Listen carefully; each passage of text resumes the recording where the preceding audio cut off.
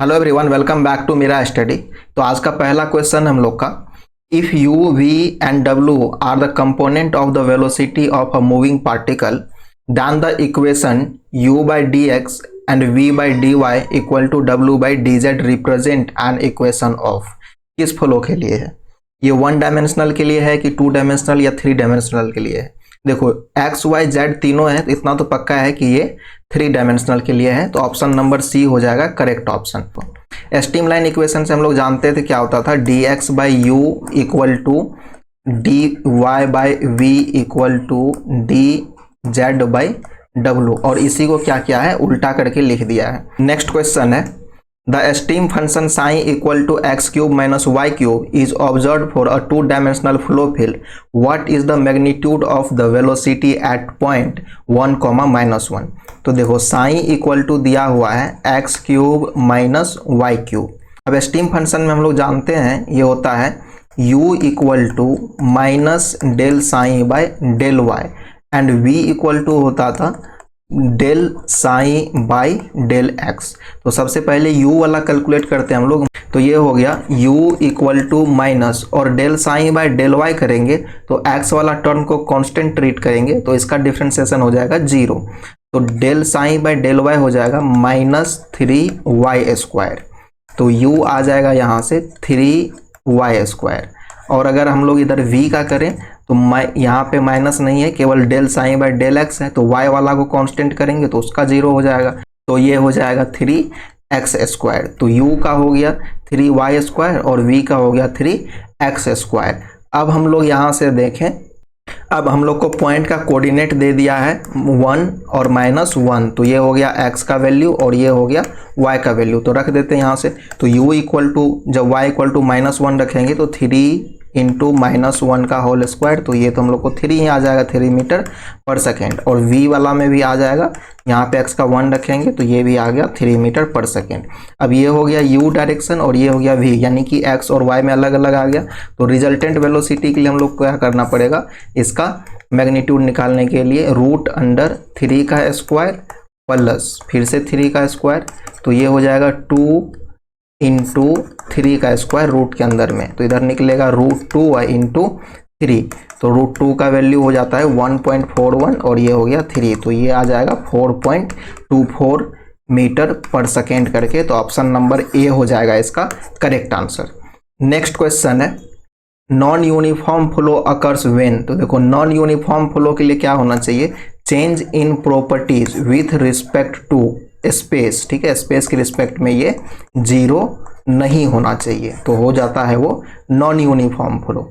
तो अब देखो चेंज इन प्रॉपर्टी में क्या आता है, वेलोसिटी हो, डेप्थ हो या प्रेशर हो और जो भी हो, तो कह रहे कि नॉन यूनिफॉर्म, तो नॉन यूनिफॉर्म में ये चेंज इक्वल टू 0 नहीं होना चाहिए, यानी कि वो चेंज होगा। ठीक है, तभी तो नॉन यूनिफॉर्म होगा, अगर चेंज नहीं हुआ तो यूनिफॉर्म हो जाएगा। तो ऑप्शन नंबर डी में कह रहा है velocity depth pressure ETC change from the point to point in the flow field, वो चेंज होगा तो नॉन यूनिफॉर्म। तो ऑप्शन नंबर डी हो गया करेक्ट आंसर।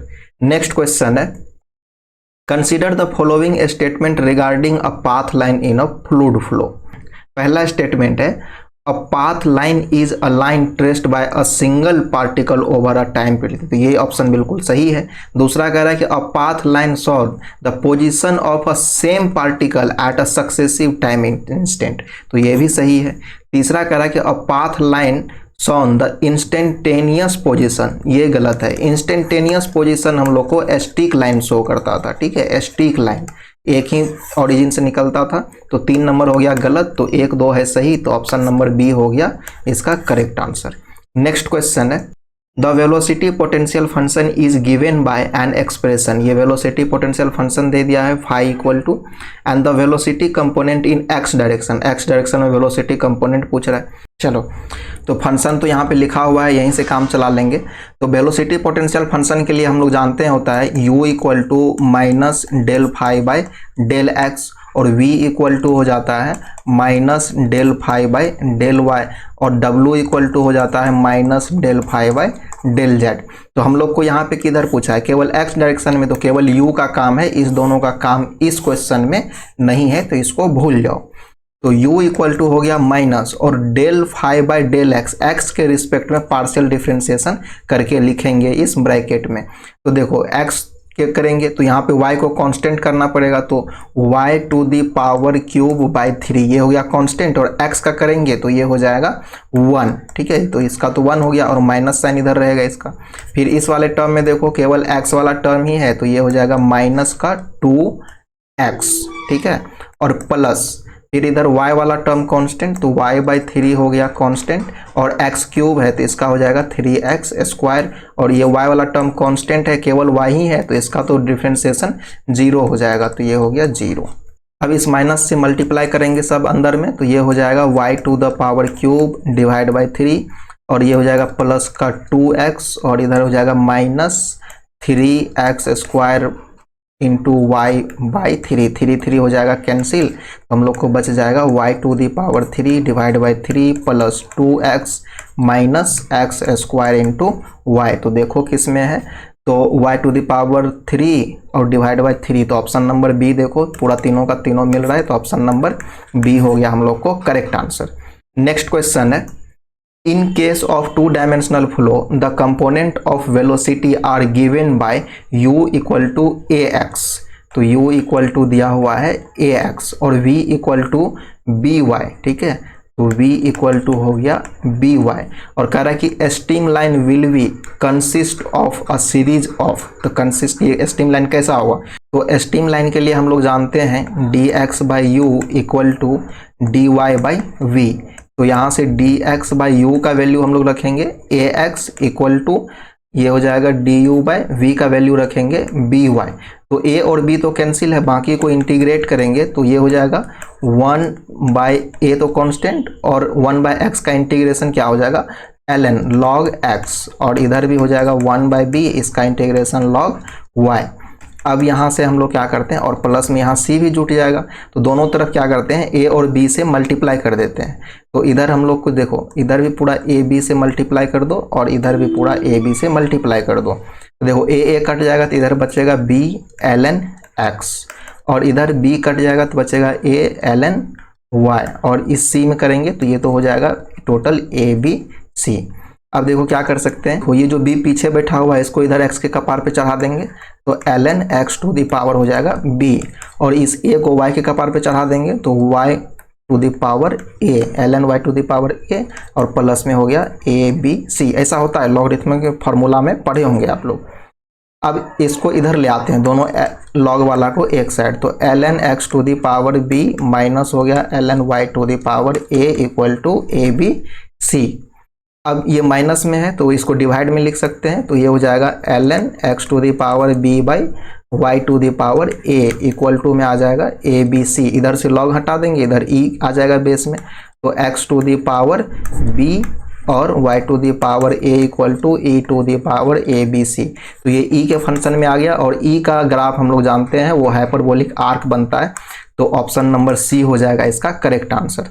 नेक्स्ट क्वेश्चन है, the component of velocity in a two dimensional frictionless incompressible, ठीक है, two dimensional frictionless और इनकम्प्रेसिबल दे दिया है u इक्वल टू इतना, v इक्वल टू इतना, what is the approximate resultant of total acceleration, पूछ रहा है, पॉइंट दे दिया है इस पे और t इक्वल टू इतना पे। देखो तो एक्सेलरेशन इक्वल टू हम लोग जानते हैं, सबसे पहले तो जो कंपोनेंट दिया है वो लिख लेते हैं, u इक्वल टू दिया है टी स्क्वायर प्लस 3y, और इधर दिया है v equal to 3t plus 3x। तो एक्सेलरेशन का फॉर्मूला हम लोग जानते हैं, x डायरेक्शन में क्या होगा, x डायरेक्शन में हो जाएगा u du by dx plus हो जाएगा v du by dy plus w du by dz और प्लस du बाय dt, ये हो गया x का। और इसमें y का भी पूछ रहा है, यानी कि 2d वाला दिया है तो y का कर लेंगे, तो y का हो जाएगा u dv by dx plus v dv by dy plus w dv by dz plus dv by dt। अब यहाँ से हम लोग क्या करेंगे, एक्सेलरेशन निकालते हैं सबसे पहले x डायरेक्शन में, तो देखो u का वैल्यू क्या दिया हुआ है, टी स्क्वायर प्लस 3y, और पूछ रहा है D u by d x. तो देखो इसमें एक्स का कोई टर्म है नहीं है, तो बाकी का तो कांस्टेंट करेंगे पार्शियल डिफरेंशिएशन में, तो क्या हो जाएगा बाकी का जीरो, तो यहाँ पे हो जाएगा इनटू में जीरो, प्लस यहाँ पे है v का टर्म क्या है 3t प्लस 3x, ये हो गया v का टर्म। और कह रहा है कि d u by d y, u का y के रिस्पेक्ट में, तो y का टर्म है, t वाला का डिफरेंशिएशन जीरो हो जाएगा और इसका आ जाएगा 3, तो इनटू में 3 प्लस डी डब्ल्यू तो है ही नहीं, तो ये वाला तो ऐसे ही जीरो, डब्ल्यू वाला टर्म दोनों में जीरो। और D u by d T कह रहा है, तो D u by d T क्या हो जाएगा, ये हो जाएगा 2t, ठीक है। तो अब यहाँ से ए एक्स इक्वल टू हम लोग लिख सकते हैं, ये वाला टर्म तो जीरो ही हो गया, जीरो से मल्टीप्लाई होके, तो इधर बच गया 3t प्लस 3x और इनटू में 3 और प्लस 2t। और देखिए हम लोग को वैल्यू दे दिया है यहाँ पर, x का वैल्यू हो जाएगा इसमें 3 और t का वैल्यू 2 दिया हुआ है, तो x का एक्सेलरेशन आ जाएगा 3 इंटू 2 प्लस 3 इंटू 3 और ये इंटू में 3 और प्लस 2 इंटू 2, तो ये हो जाएगा अंदर में 6 प्लस 9 बाहर से इंटू 3 प्लस में 4, तो ये हो जाएगा 9 6 15 तिया 45 प्लस 4, तो एक्स डायरेक्शन में हो गया 49 मीटर पर सेकेंड स्क्वायर। अब इसी तरह से हम लोग क्या करेंगे, इधर से वाई डायरेक्शन में निकाल लेते हैं, तो ए वाई इक्वल टू क्या है, सबसे पहले है यू, तो u को लिखेंगे t square plus 3y into d v by d x, तो इसमें x वाला टर्म है तो इसका डिफ्रेंसिएशन हम लोग को 3 आ जाएगा, t वाला टर्म का 0 हो जाएगा पार्शियल केस में, प्लस कह रहा है कि v क्या है 3t प्लस 3x, और इसमें पूछ रहा है डी वी बाई वाई, इसमें y का टर्म ही नहीं है तो इसके इंटू में 0, z वाला टर्म तो ऐसे ही 0 वो है ही नहीं, और d v by d t पूछ रहा है तो इसका डिफ्रेंसिएशन केवल 3 आ जाएगा। तो अब ये वाला टर्म हो गया पूरा 0, तो ये बच गया हम लोग को T square plus 3y into 3 और ये प्लस में 3, वैल्यू रख दो, y का वैल्यू यहाँ पे 2 और यहाँ पे t इक्वल टू 2, तो हो गया टी स्क्वायर यानी 2 का स्क्वायर हो जाएगा 4 और प्लस y का वैल्यू 3, तो 3 दूना हो गया 6 और इधर हो गया इनटू में 3 और प्लस में 3, तो 6 4 10 तिया 30 और ये प्लस में 3, तो ये आ गया 33 मीटर पर सेकेंड स्क्वायर। तो y का आ गया 33 मीटर पर सेकेंड स्क्वायर और x का आ गया 49 मीटर पर सेकेंड स्क्वायर। अब हम लोग क्या करेंगे, रिजल्टेंट निकालेंगे, रिजल्टेंट पूछ रहा है, तो रिजल्टेंट एक्सेलरेशन इक्वल टू क्या हो जाएगा, रूट अंडर ए एक्स का स्क्वायर प्लस ए वाई का स्क्वायर, तो हो जाएगा रूट अंडर 33 का स्क्वायर प्लस 49 का स्क्वायर। अगर इसको हम लोग कैलकुलेट कर लें तो हम लोग को वैल्यू आ जाएगा 59 के आसपास, तो 59 मीटर पर सेकेंड स्क्वायर हो जाएगा इसका आंसर, ऑप्शन नंबर सी हो गया करेक्ट आंसर।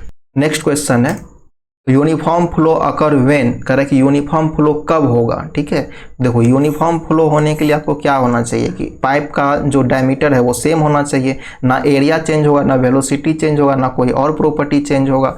तो ऑप्शन सी में कह रहा है size and shape of cross section in a particular length remains constant, तो ऑप्शन नंबर सी हो जाएगा इसका करेक्ट आंसर।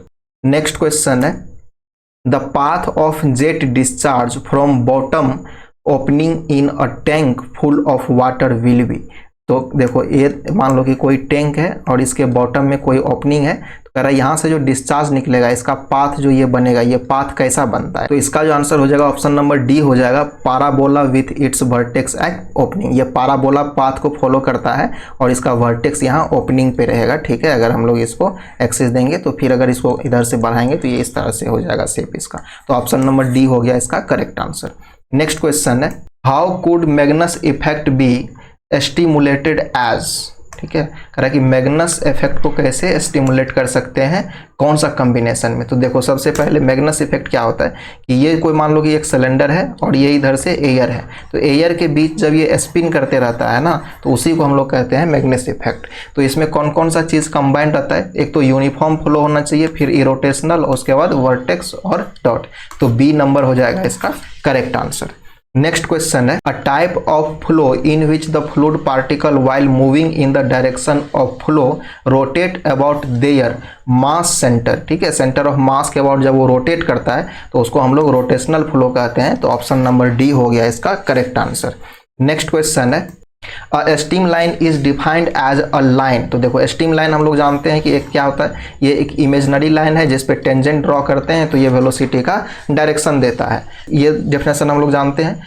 और इसी स्ट्रीम लाइन का एक अलग डेफिनेशन भी है जिसमें हम इसको line of equal velocity in flow कहते हैं। ठीक है, तो ऑप्शन नंबर सी हो जाएगा इसका करेक्ट आंसर।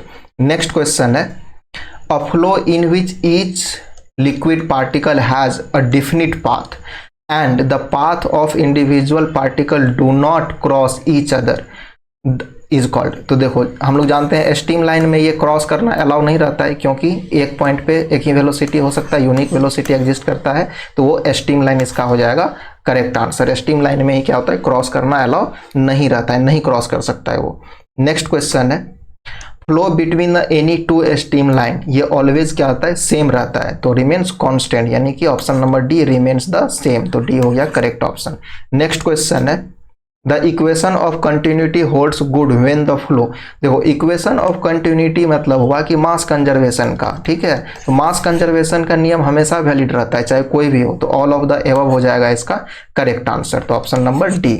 नेक्स्ट क्वेश्चन है, The flow which neglects the change in the transverse direction is known as। तो हम लोग क्या करते हैं, जैसे मान लो ट्रांसवर्स डायरेक्शन, जैसे ये x हो गया और ये y हो गया, तो y क्या हो गया, इस x के लिए ट्रांसवर्स हो गया, तो अगर दोनों तरफ चेंज होगा तो वो 2D फ्लो हो गया। और अगर एक ही तरफ कर रहे हैं, y वाला का हम लोग क्या कर रहे हैं, नेग्लेक्ट कर देने, केवल इधर का ही कंसीडर कर रहे हैं x का, तो उसको हम लोग 1D फ्लो बोलते हैं, तो option number A 1 dimensional flow हो जाएगा इसका करेक्ट आंसर। नेक्स्ट क्वेश्चन है, As per law of fluid friction for a steady stream line flow, the friction resistance ये क्या होता है, तो ये वेरी करता है प्रोपोर्शनल टू प्रेशर, तो ऑप्शन नंबर ए हो गया इसका करेक्ट आंसर। नेक्स्ट क्वेश्चन है, देखो नेक्स्ट क्वेश्चन नहीं है तो फ्लूइड काइनेमेटिक्स का क्वेश्चन यहाँ पे खत्म हो जाता है। एक दो क्वेश्चन था पीवाईक्यू में, वो डॉटफुल था तो हम उसको लेके अभी नहीं आए हैं, उसको पूरी तरह से कंफर्म डिस्कशन के बाद लेके आएंगे। अगला वीडियो से हम लोग फ्लूइड डायनामिक्स स्टार्ट करेंगे। तो अगर आप वीडियो को यहाँ तक देख लिए हैं तो हमको कमेंट में फीडबैक जरूर दे दीजिए कि इस वीडियो में आप क्या इंप्रूवमेंट चाहते हैं, या फिर आप जो भी लिखना चाहें वो आप कमेंट में लिख के हमको बता सकते हैं। मिलते हैं फिर।